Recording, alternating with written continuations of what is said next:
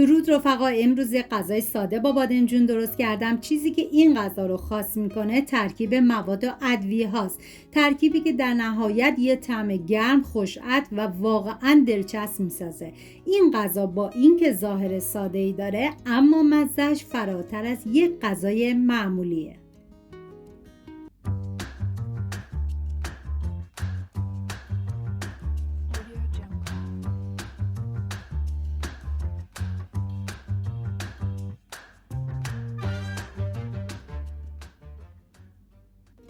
دو عدد بادمجون نیاز داریم که طبق ویدیو خورد کنید. اگر بادمجونی که استفاده میکنید نیاز به گرفتن تلخی داشت، به هر روشی که راحت هستی تلخی بادمجون رو بگیرید.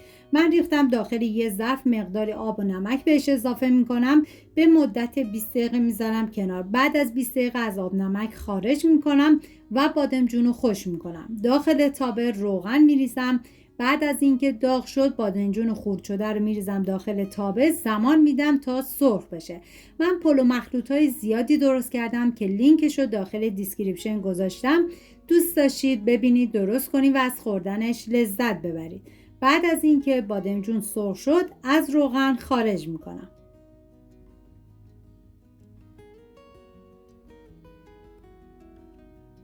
3 عدد پیاز رو به صورت نگینی ریز خورد میکنم. این غذا برای 4 نفر در نظر گرفته شده. شما به اساس تعداد نفرات مواد رو کم یا زیاد کنید. من اندازه ها رو هم در طول ویدیو میگم هم داخل دیسکریپشن نوشتم. داخل تابه مقداری کره ریختم. بعد از داغ شدن پیاز ریز شده رو بهش اضافه میکنم، هم میزنم، زمان میدم تا پیاز کمی طلایی بشه.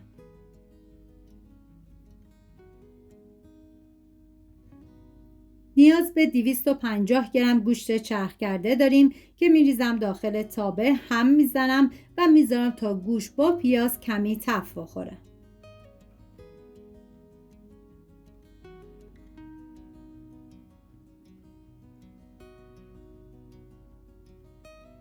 نوبت اضافه کردن ادویه هست، شامل زردچوبه، نمک، فلفل سیاه، پودر تخم گشنیز، ادویه کاری، پاپریکا و پودر سیر.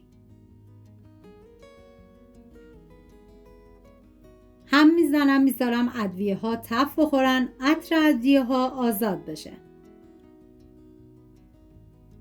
نیاز به 2 قاشق غذاخوری رب گوجه فرنگی داریم که زمانی که رب رو اضافه کردید مقداری آب جوش روی رب بریزید و بعد هم بزنید. این کار باعث میشه که رنگ رب توی غذا خیلی خوش رنگ تر بشه. هم میزنم.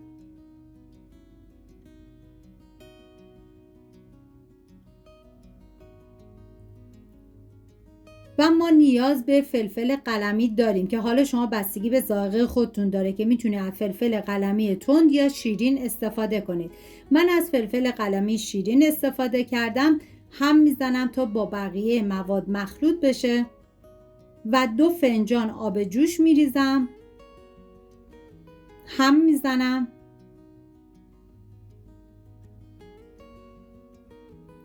و مقداری زعفرانم به این مواد اضافه میکنم و بعد سر تابه رو میذارم به مدت 10 دقیقه تا گوشت کمی نرم بشه.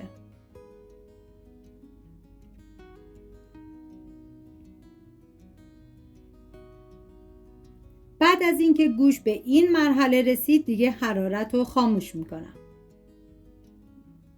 داخل قابلمه مقداری آب ریختم. بعد از به جوش اومدن 4 پیمانه برنج رو بهش اضافه کردم.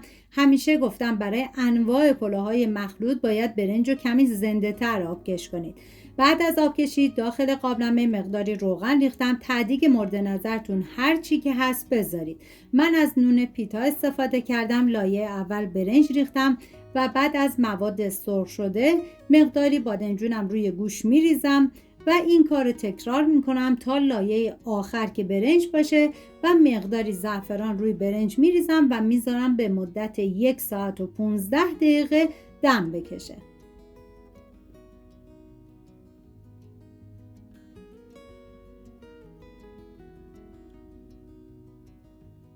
امیدوارم از دیدن این غذای خوش‌عطر و خوش‌طعم لذت برده باشین و این غذا جای خودش رو تو سفره‌هاتون پیدا کنه.